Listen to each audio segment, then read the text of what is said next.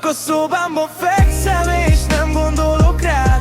Te mással fekszel, de a fejemben máshol jársz. És ha őszinte lennék, bánom már, hogy nem te vagy az, aki az oltárnál áll. Reméltem a lábad majd hazahoz, már járhatsz bárhol már. Tudom, hogy te is akarod, de ezért velem játszani kár.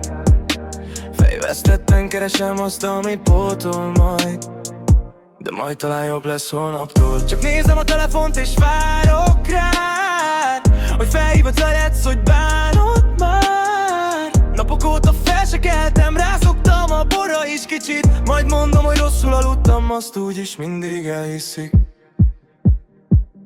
Csak a szobámban fekszem és nem gondolok rád. Te mással fekszel, de a fejemben máshol jársz. És ha őszinte lennék, bánom már, hogy nem te vagy az, aki az oltárnál áll. Fekszem és nem gondolok rád. Te mással fekszel, de a fejemben máshol jársz. És ha őszinte lennék, bánom már, hogy nem te vagy az, aki az oltárnál áll. Nélküled szar ez a nyár, írnék, de mondani kár, hogy mit érzek irántad régen, mert van már, aki most jobb hozzá.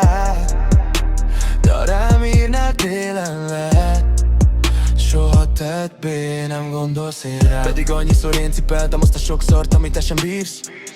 Egyedül kelek reggel, de remélem azóta is értem sírsz. Egyedül kell meglennem, nem tudom elmondani szebben annál, hogy te jelentetted a világot nekem. Hetek óta erős vagyok elvileg, de elzett a lelkem. Várom, hogy hív, te lennél az Isten, a temető, a gyóntató, a templom. Vele ébrednék és vele aludnék, mikor az álom elnyom. Csak a szobámban fekszem és nem gondolok rád. Te mással fekszel, de a fejemben máshol jársz. És a